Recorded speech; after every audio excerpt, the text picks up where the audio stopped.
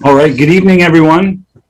My name is Dean McKinley. I'm the Chief Administrative Officer for the Sunshine Coast Regional District, and I'll be doing my best effort to substitute for Aidan Buckley, our Manager of Communications, to be your mediator slash facilitator tonight.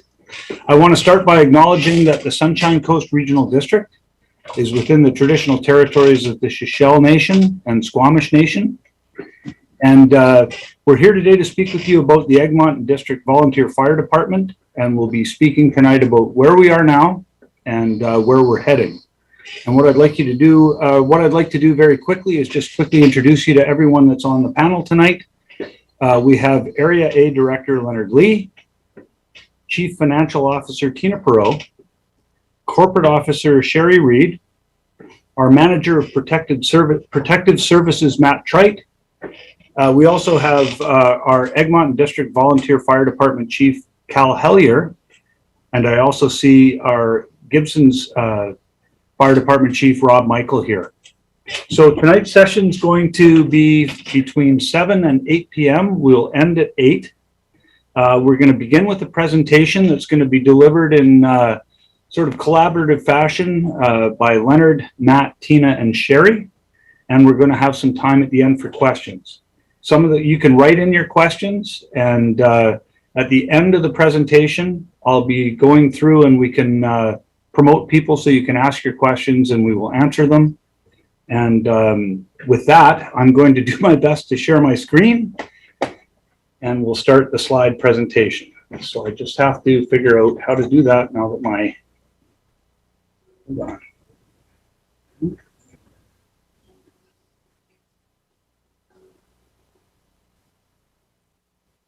Hopefully, can everyone see what I hope is a slide presentation starting? I'm hoping that everyone can see Egmont District Volunteer Fire Department financial challenges and next steps.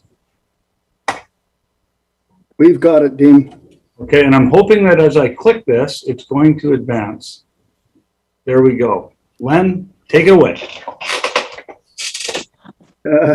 Yeah, wouldn't you know it, I've lost my little button here. Oh, I found it.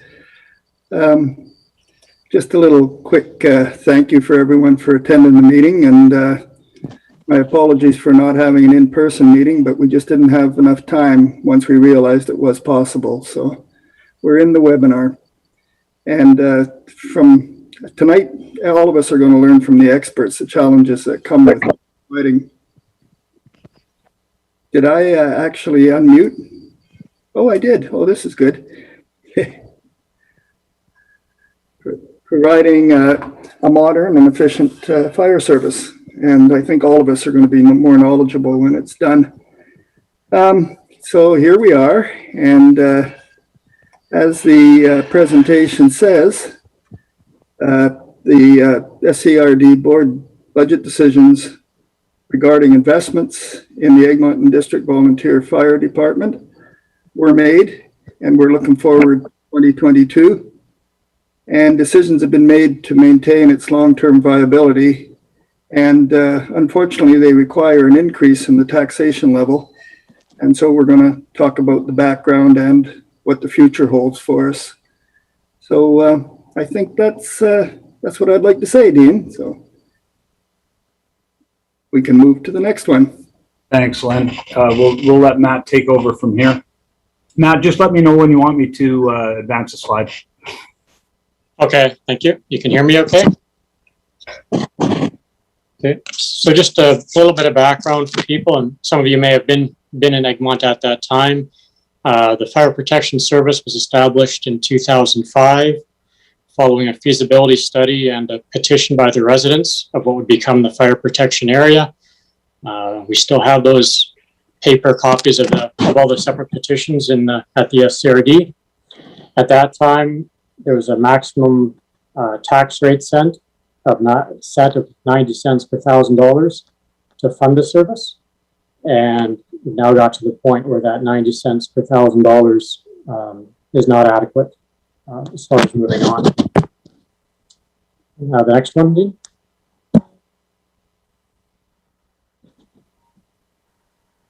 Okay. The current state of our fire service. So all the Egmont, as well as the other three SCRD fire departments, are all rated at what's called a 3A by the Fire Underwriter Survey. And that's an organization that evaluates fire departments, grades them, and then provides that information to insurance companies. The insurance companies then use that information to set the insurance rates for different places throughout, well, it's Canada and the US that they do this. And 3A is the highest that we can achieve as a volunteer fire department. I have a couple of criteria there. The basic things you need to be a 3A department: a public water supply, which means a hydrant system. You have to have a minimum of one, what they call a triple combination pumper, so standard fire, more commonly called a fire truck, with a pump that does at least 3,000 liters per minute or 625 imperial gallons per minute at 150 pounds per square inch, stored in a proper fire hall. You have to have a fire chief. You have to have at least 15 volunteer, or what they call auxiliary firefighters, who are able to respond at the time of an emergency, obviously. So that's basically where all our fire departments are, including Egmont, with that 3A rating, as you can see on the slide. That was done in 2018. So here we did a bit of a comparison between the three SCRD departments that are more of similar size. I didn't include Gibson's in the comparison because it's a larger center with more paid staff. But you can see by looking at it, the membership in each of the departments, and then as well as the average age. And the average age of the Egmont department, as you can see, is a bit of a cause for concern as we move forward. If we're looking 5 to 10 years down the road, what the department's going to look like then as far as the volunteers. And the slide from staff, or the staff from Stats Canada there, the average age of Area A is 55. Average age of the firefighters is 54. So it's quite a bit in line. And as well, you notice that both Roberts Creek and Half Moon Bay have 1.5 paid positions. So they each have a full-time chief, each have a half-time deputy chief, and as it stands right now, that up until now, the Egmont Fire Department had no paid staff at all. And the reason we're looking at going to paid staff, which would be a half-time chief position, is that the requirements for having a fire department keep increasing. The responsibilities are not what they were 10 or 15 or 20 years ago. Recently, there's been something called the BC Structured Firefighter Competency Playbook, and that sets out the minimum training requirements that every fire department must have. So there was a time years ago where volunteer firefighters would just get together, do their best with what they had, and it was considered good enough. And that's simply not the case anymore. You have to meet a certain training standard if you want to have a fire department. As far as WorkSafe BC regulations, you have to meet all the WorkSafe BC regulations. And there's an entire section 31 of WorkSafe that's devoted entirely to firefighting. And it doesn't matter if you're a volunteer department, a paid on-call department, or a career department, you have to meet all the same requirements. In addition, there's administrative work to be done, budgeting work to be done, purchasing of equipment, organizing training sessions, leading training sessions, and responding to emergencies. So we're asking an awful lot of somebody to do all of this just in their spare time after they've completed their day job and had their family responsibilities and home responsibilities. And throughout BC and throughout Canada, in fact, it's getting more and more rare that you have strictly a volunteer chief who's not compensated in any way for the time that they put in. And without further ado, I believe I turn it over to Ms. Perot now. Thank you, Matt. That's great information. So just segueing into the current financial situation for the Egmont District Fire Service, this is an outlook of the 2021 financial plan. So there's 2 columns there for 2021.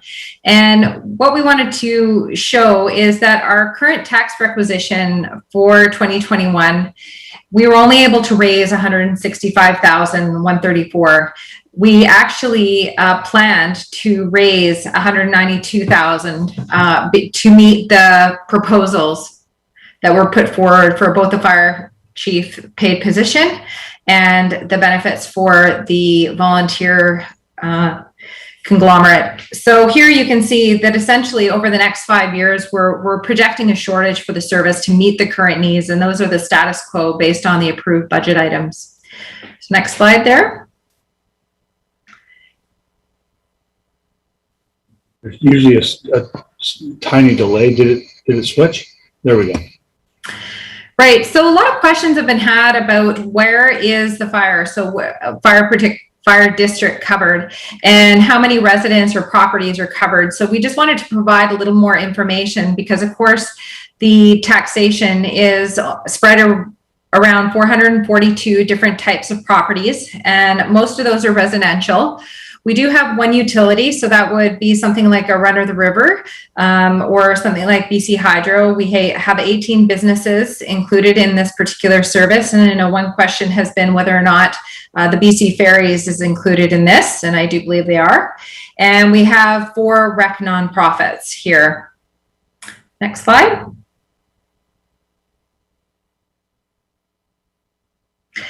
So we provided a report to the Corporate and Administrative Services Committee back in May, and that's available on our website if anyone wants to have some information there. So essentially what we're saying is the current dollar value that we can raise is that 165, which is that 90 cents per thousand rate increase.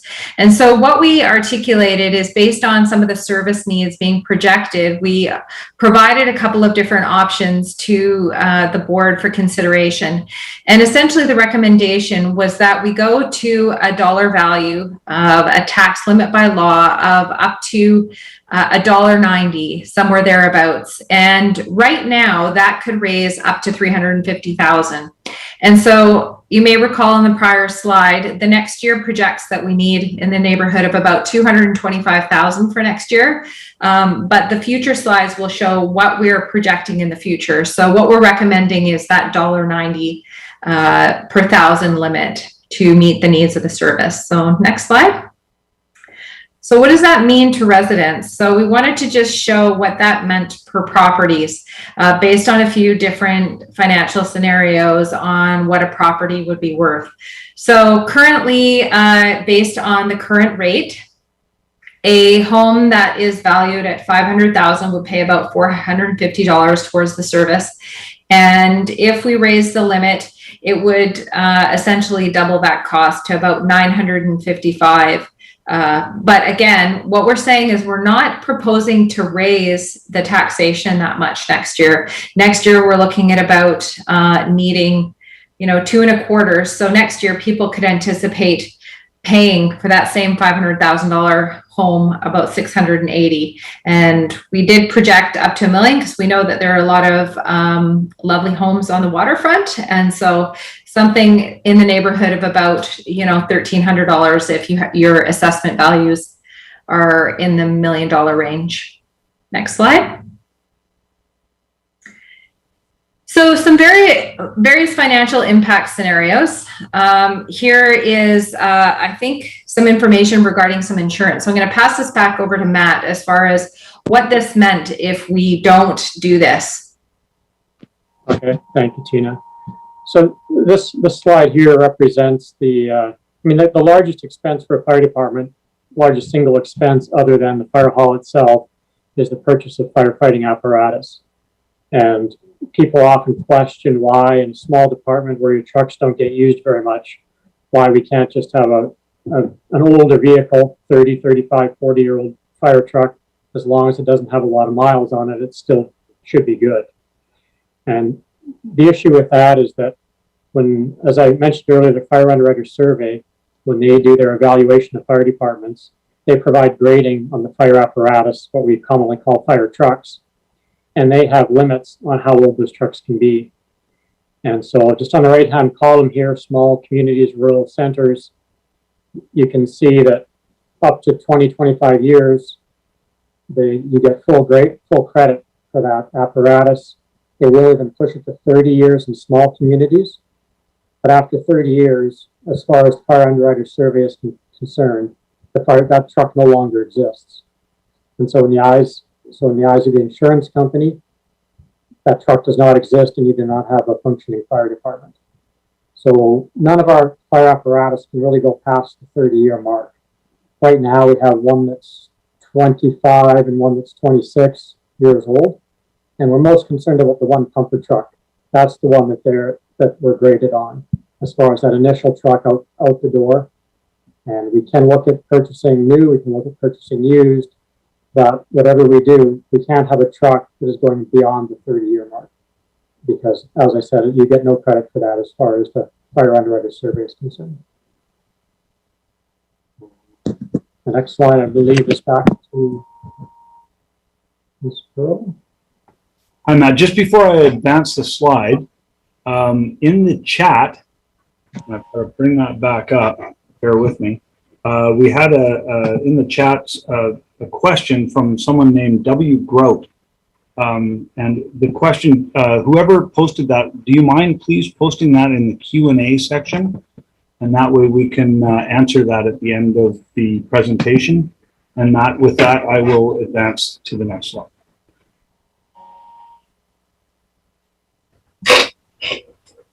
So what is the current state of the fire equipment? And so what has happened over this last year is that the staff at the regional district, in concert with the fire departments, this includes the Gibsonson District Fire, the Roberts Creek Fire, the Half Moon Bay Fire, and the Egmont District Fire. And we evaluated all their current equipment and did what we call an asset management plan. So really what that is to project what the needs and financial needs are of the service.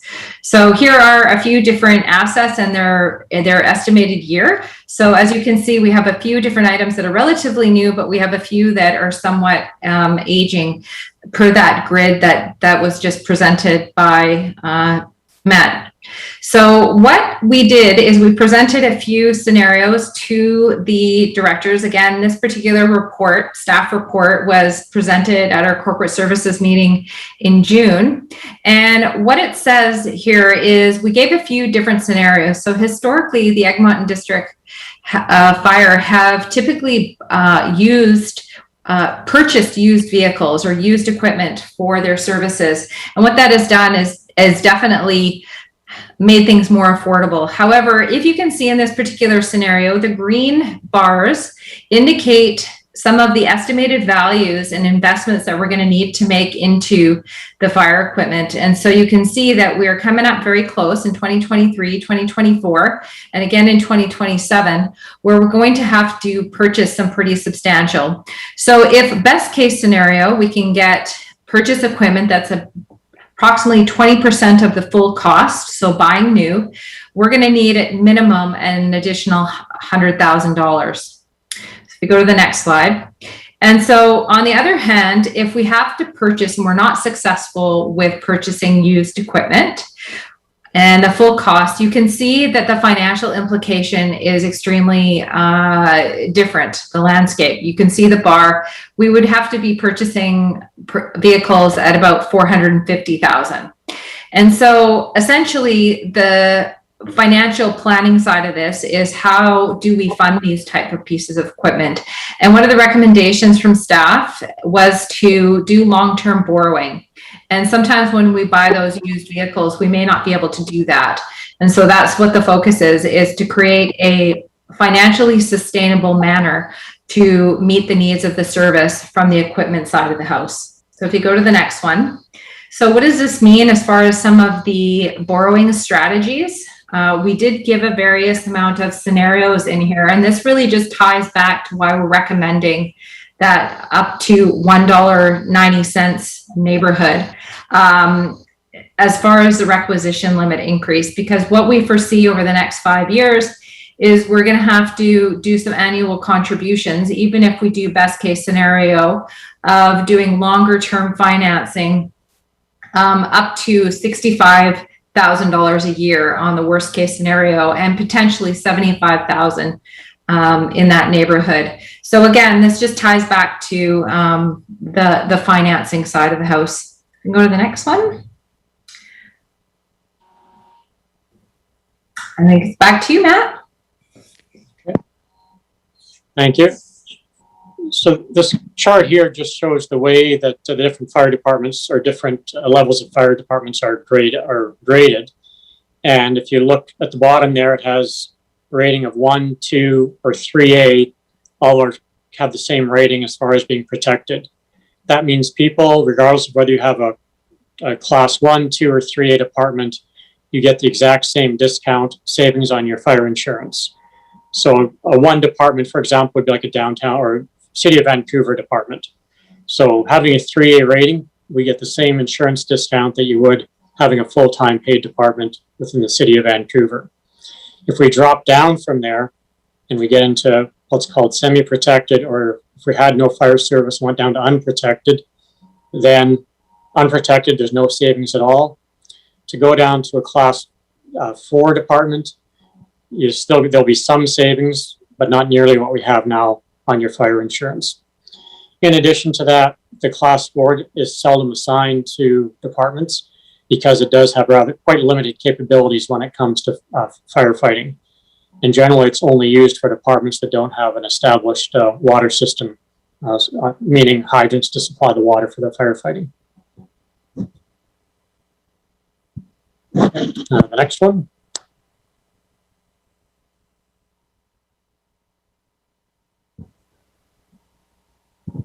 Okay, I'm going to do this one as well. So this was an example, one of the examples we got from an insurance broker here on the Sunshine Coast.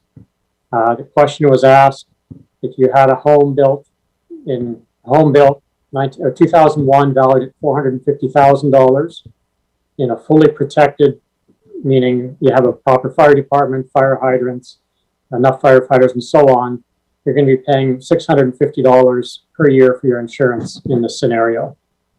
If you drop down from a 3A to a 4 to a semi-protected, your insurance rate goes up 46%. And if you were to drop down farther to a 5, an unprotected situation without a fire department, you're now paying $1,660 up from $650. So an increase of almost 2.5 times what you started at. And down below, the one below that is the same scenario, only we just adjusted the value of the house. So in round numbers, the value of the house is about $1 million. You're paying $1,100 something on your fire insurance annually. And again, if you drop down to semi-protected, you're up to $1,688. Without fire protection, you're up over $3,000 for that same house. So you're spending an extra $1,900 a year on fire insurance. Matt, just to clarify, these aren't estimates. These are actual quotes recently provided by actual insurance providers. That's correct. They're actual quotes.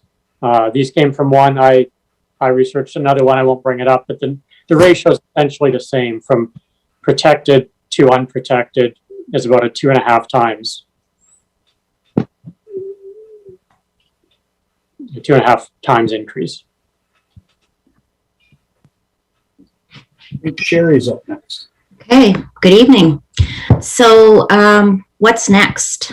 There are a few steps in the legislative process before the requisition limit can be raised for the service.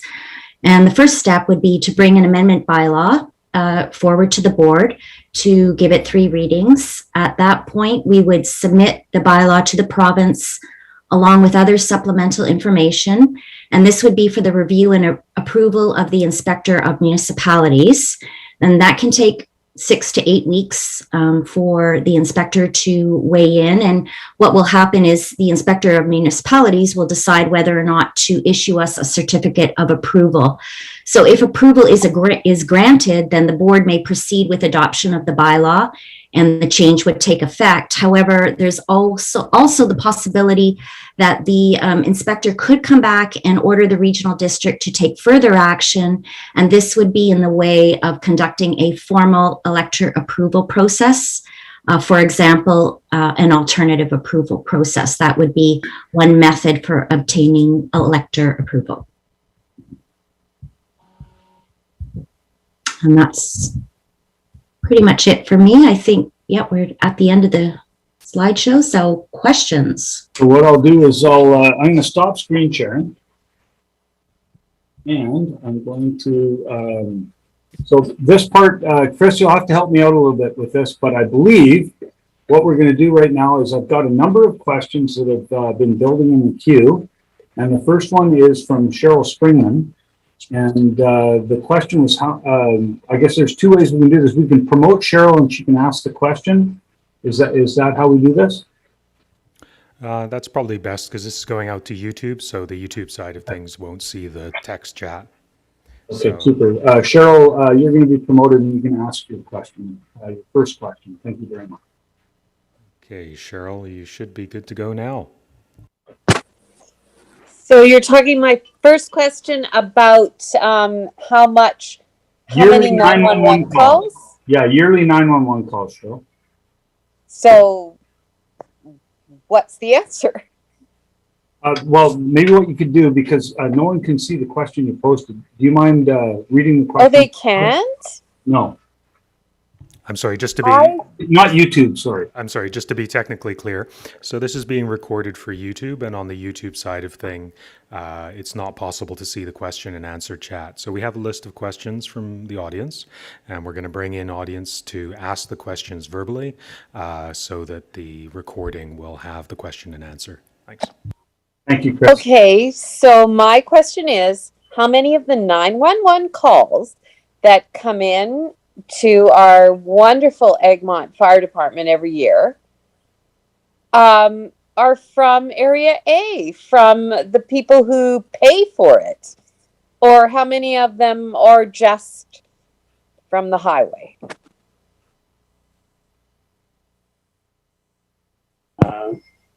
I don't have the numbers. Cal, would you? I can wade in on that. Virtually everything other than the odd smoke complaint like the one we had the other night. We get calls from, say, the Ruby Lake folks about fires, which is great to help us because people can see fires going on. We got called out twice last week to Ruby Lake for one burning complaint where we had to ask somebody to extinguish a fire, and then one smoke where people concerned it was a fire. Turns out, once again, it was the hot rodders and it was a burnout. And people drove through a cloud of smoke and said, "Oh my God, the place is on fire," and phoned in. And we got there and you could still smell the rubber in the air. And we've had that sort of call before. Virtually everything comes in from local people. Last year we had 40 calls. One call that didn't come in from our area, it was in the gray area between Pender Harbor and ourselves. And Pender Harbor is Area A as well. We're just different fire protection areas, but we're all Area A. Was the power line fire up by the Malaspina substation, which they called the Saginaw Lake Fire, but it actually was up they didn't want to panic people, so they called it the Saginaw Lake Fire, but it was actually right beside the Malaspina substation because it was a hydro pole that caught on fire and set off a brush fire about this time. Everything was hot and dry, and eventually forestry took over. Actually, Egmont did some cost recovery on that because we were out of our area and we were actually paid by forestry for some of the firefighting work and some of the water tanker work that we did for that crew. But virtually everything comes in local. So, Cheryl, I hope that answers your question. Thanks for that, Cal. This next one's from Catherine, and I'm going to read it. It's not so much a question as it is a concurrence check, and I don't know who the best person is to answer this. But Catherine states that many parts of this fire protection area do not have public water. For examples, Ruby, Saginaw, and North Lake. Does anyone have a comment on that? So they're not serviced by fire hydrants? Is that, I think, what she's saying? So just 1 second, I'll bring Catherine in and she can clarify her question. Thank you.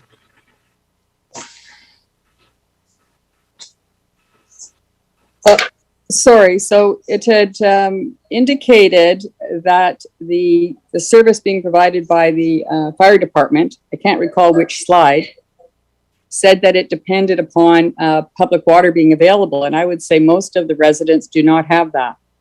So how does that affect the service? And again, the insurance premiums? So normally a 3A department has hydrants. If you have the same fire department and that a certain area doesn't have the hydrants, then they grade that down to what's called a 3B.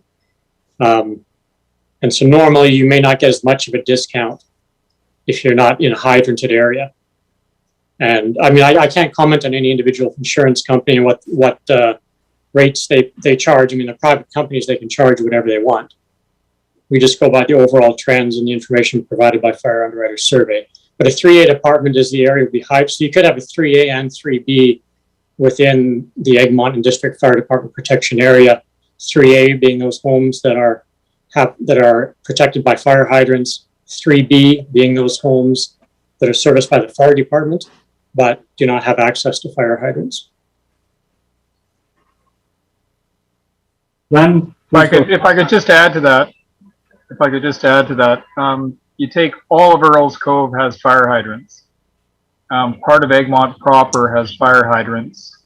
Yesterday, I guess we should put this sort of stuff on social media, but we actually put in a 2,000 Imperial gallon tank at the far end of Maple Road yesterday to help with SPU units, those are structure protection units for forest fires, as well as having a 2,000 gallon supply for running out because those properties do not have hydrants, and salt water is about our only option there.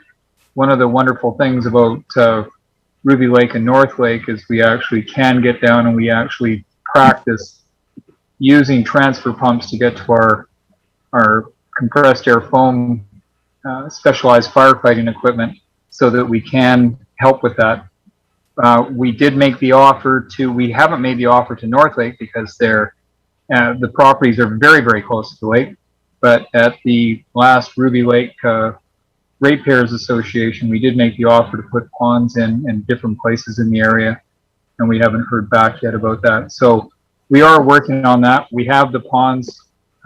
This is through the society, but because we're all neighbors, anything we can do to help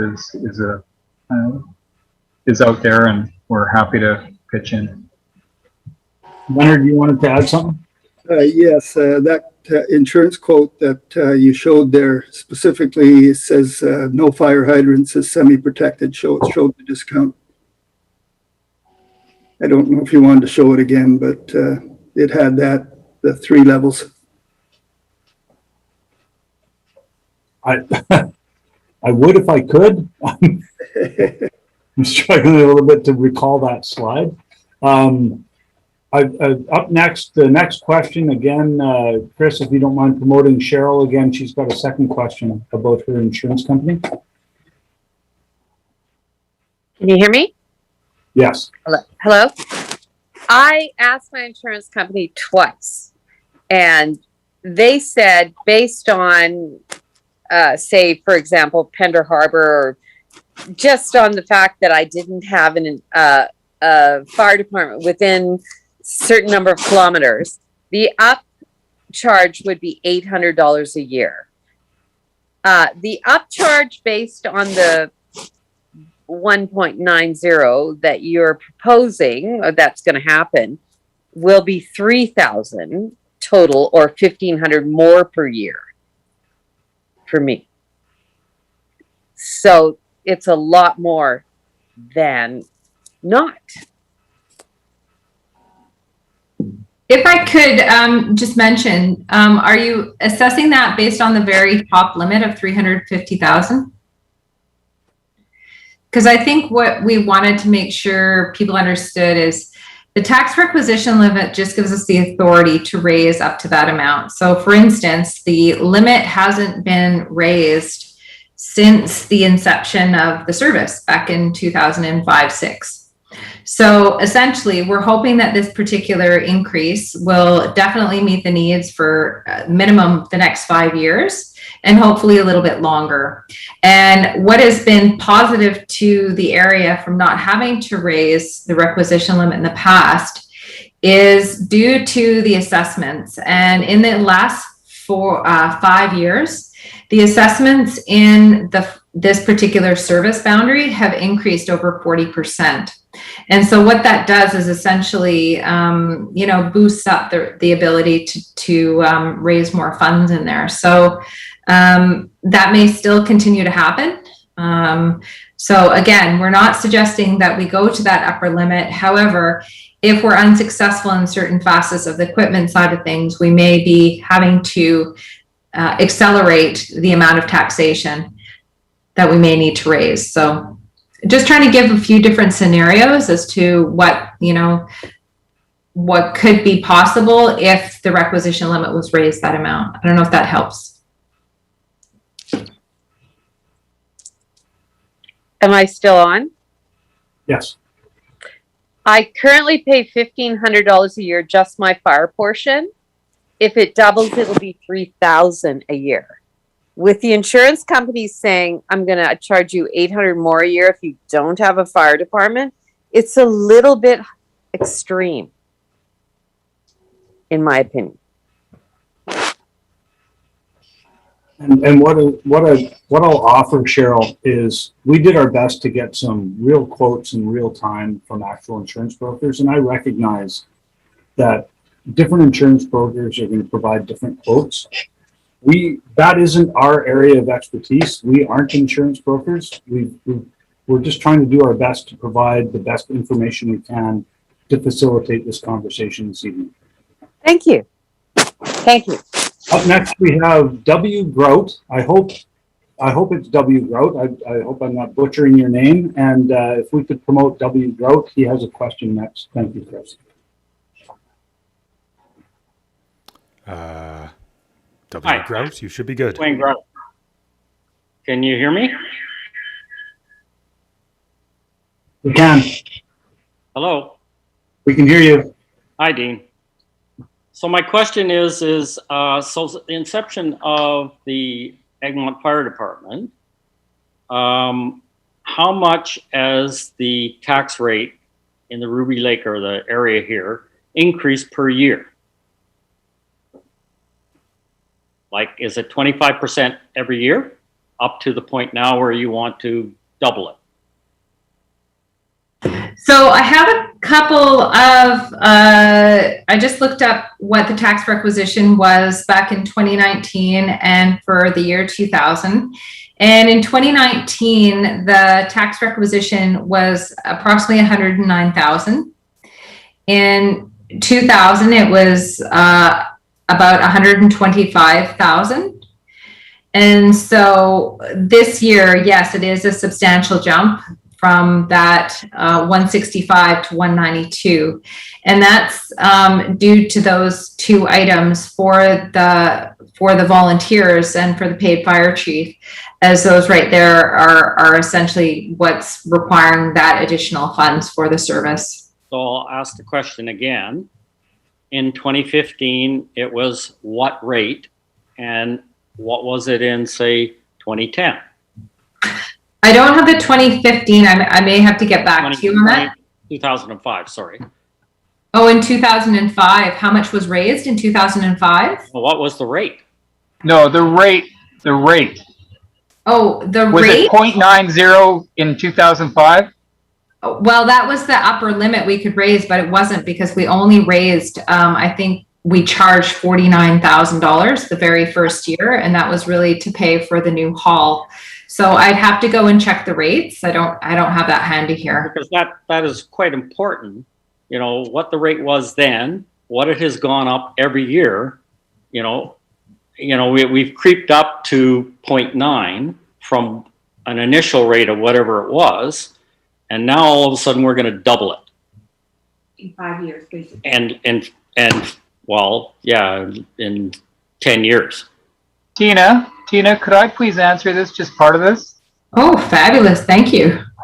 Hi, it's Cal from Egmont Fire calling.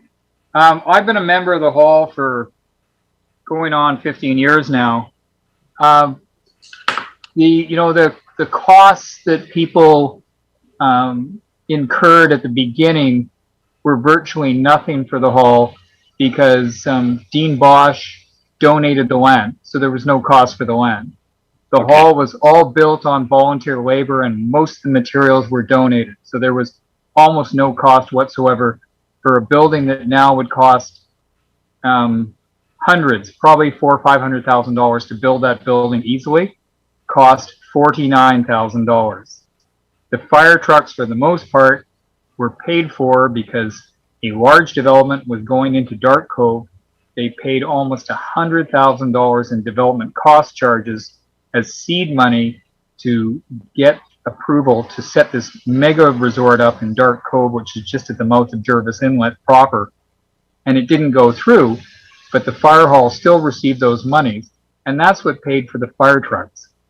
So other than donated really nasty old gear, we had some money to actually buy some used fire trucks out of the States, and that's how we got started.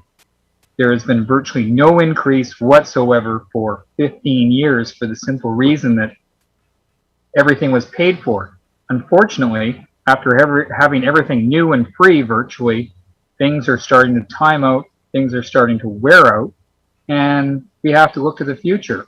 I'm not going to be here 20 years from now. I'm an old guy, so it's not going to happen. This is all about the future. It's not about the past. And I'm sorry, I didn't mean to put it that way. I just apologize. It's just, you have to know that the increases have been almost nothing, but we've also been put against the limitations by the government, WorkSafe BC, the fire commissioner. Everything is much more complicated. I do everything for free, and I spend 20 to 30 hours a week at least on a free thing for the hall, let alone a busy week when we've got lots of stuff going on. So life is just getting more complicated and everything is getting more expensive. And what the regional district is trying to do is present to people the reality that in the future, if you want to have continued protection, it's going to cost money. And that's the unfortunate reality of the thing. I'm sorry I can't come up with anything better for you. Kyle, I hear what you're saying, and I agree with you. And from inception of the Egmont Fire Department was what you're telling me, it was 0.9 or 90 cents per thousand. And it's always been that way. And a lot of it was donated. And I know that from being up here at Ruby Lake.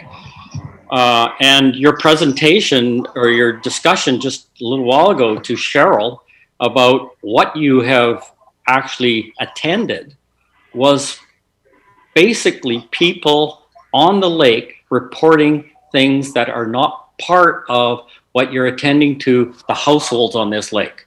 It's somebody else, a tourist, the Earls Cove, BC Ferries. It's not us, the 450 people here, that you really have had to look after. And that's why I have great exception to doubling it unless we bring in the rest of the coast, because we have a lot of tourists from Gibsons and Seashell, Half Moon Bay coming up to Ruby Lake to enjoy the beautiful lake we have here. But somebody else has to pick up the tab here, not just us 450 people.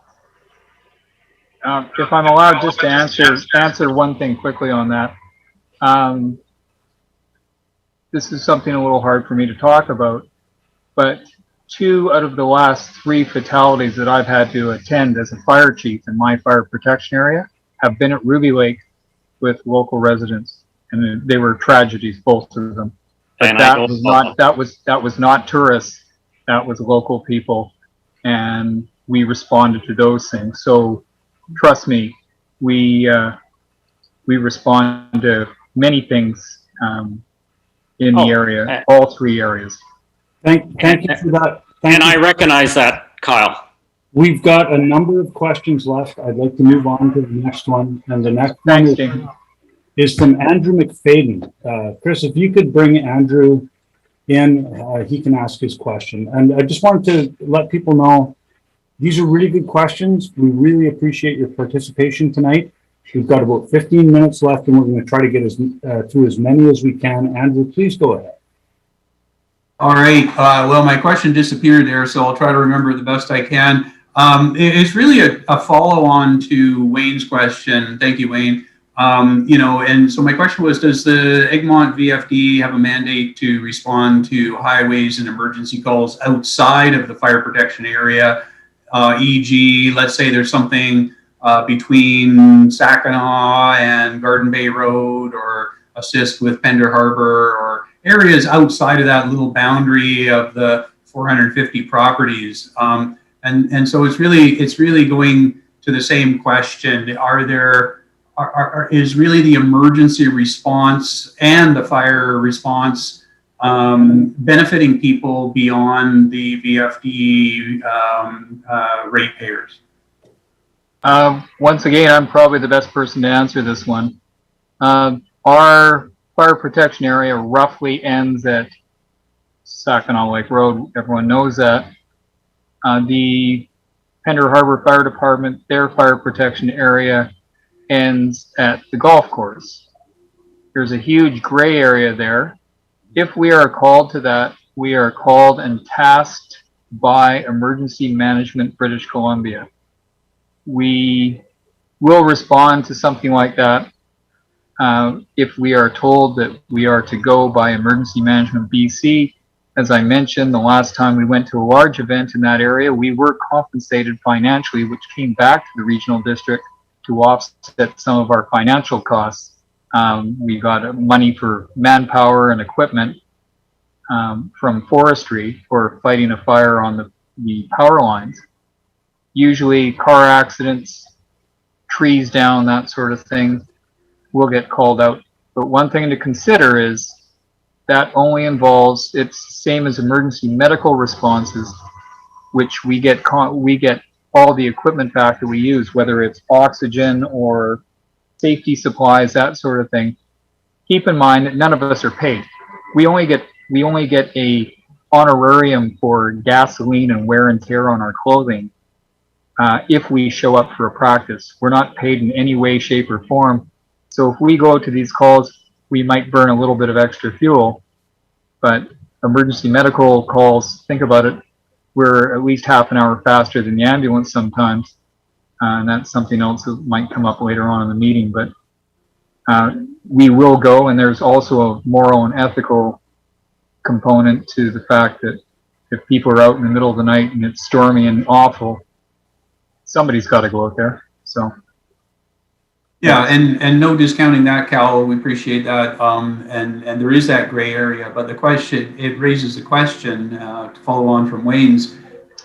Should highways, should Malaspina, should parks, should you have calls that are certainly some are the residents making the calls and their properties, but also many of them are not. They're highway calls, they're park calls, they're calls that are dealing with issues and people that aren't part of this ratepayer group. So, given that the costs are going up so much and that the area is so small and the number of people paying for the service are so small, has the SCRD, this is really a question for the SCRD, has the SCRD looked into other contribution potential to reduce the impact on this small number of people funding this service that are benefiting from this service, such as the highway, the parks, the utilities, etc. Yeah, I'll just maybe build on what Cal said, or just to clarify, that when the Egmont Fire Department does respond to an accident, say outside of its fire protection area, there is compensation back to the SCRD for that. So it's not a money losing operation. As Cal said, they get a task number from EMBC. If they respond to a wildfire outside of the fire protection area, they're compensated by BC Wildfire Service. So in those two situations, which are probably the two most common, there is compensation back to the SCRD. But does that revenue flow into the VFD hall budget? Like, how does that benefit the 450 ratepayers? Does it just go into general revenue, or does it reduce our rates because of that reverse charges? Probably pass that one over to Ms. Pearl. Might be in a better position to answer that. answer that.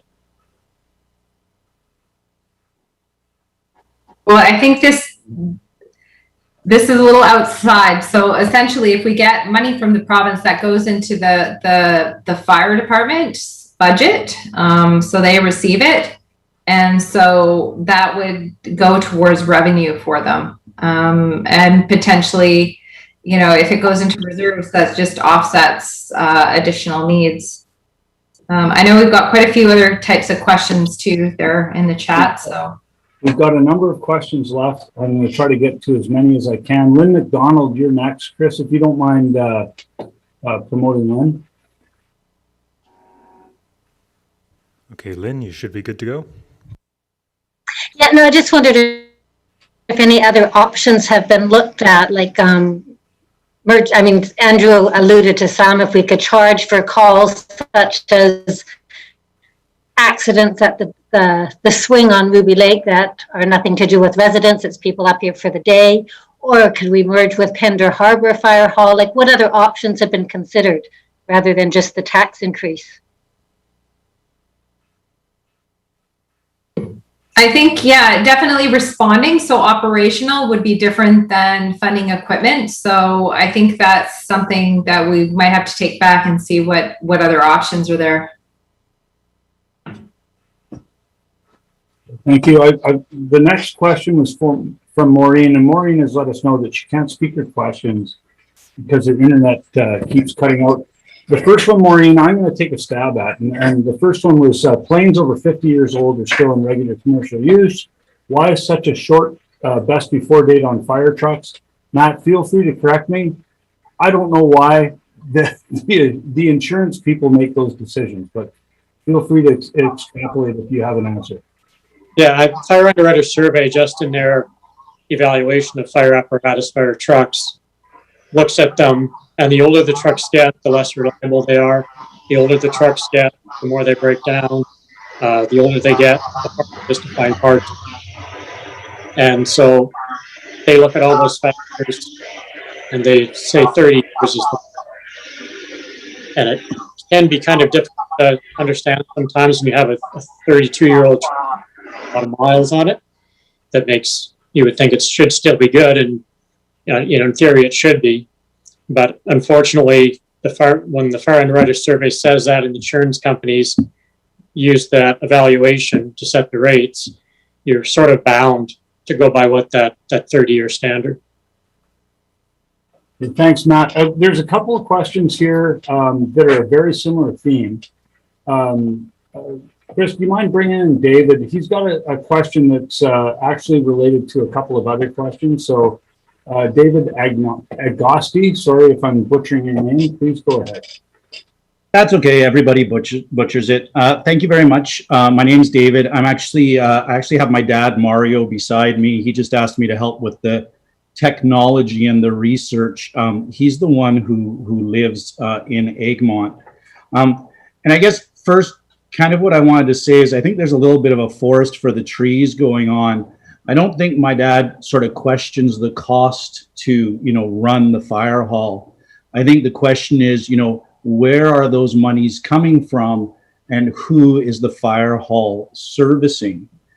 So we tried to do some research and we got this letter from Len, and unfortunately there's no date on it, but it starts out, "Dear residents." And I think it's really important. In his second paragraph, he says, the Egmont and District Volunteer Fire Department was established in 2005 to ensure that fire suppression was available to residents in the area. And then at the back, he talks about, a 2019 sort of a report that's available online. I went to go look at it and read through it with my dad, but it's over 100 pages and we didn't have time to go through the whole thing before this meeting. But there's a portion in there that says, the department's officer structure appears well organized. However, the level of training qualifications appears to be primarily in the area of emergency medical responses, with most members trained to the emergency medical assistant level. And I think Cal mentioned that, that was sort of most of their calls. And you mentioned, going to, a fatality and other challenges. Later on in that report, there's a chart. It only goes up to 2017, but it lists the type of incidents that the fire department responded to. And there were none that were actually related to fire suppression. The closest were 3 out of the 29 calls were related to illegal burning. Everything else was sort of more in that emergency medical assistant area. So I think the thing for my dad is, if we were to start a campfire in the Okanagan right now, it would be a conservation officer or the RCMP that would attend or ticket us. But if we started that campfire at Klein Lake or on a logging road in Egmont, it would be the Egmont Fire Department. By the same token, if I broke my leg and David, sorry, if I could just say, but I think is there a question that you're driving to? Yeah, there is. Please articulate it. We've got 5 minutes left. There is. It's just sometimes you need context, and I'm about to ask the question right now. Please do. If I hike a trail in Manning, it's not the Hope Fire Department that attends, but if I hike the Skookumchuck, it's the Egmont Fire Department that attends. So the question is, is the Egmont Fire Department fulfilling its original role of fire suppression for area residents, or is it fulfilling a different role? And if it's fulfilling a different role, is there David, I think we're good. Cal's got his hand up and he's prepared to give you an answer. I'm sorry to cut you off. We've got very little time left. We've got several questions left. Please go ahead, Cal.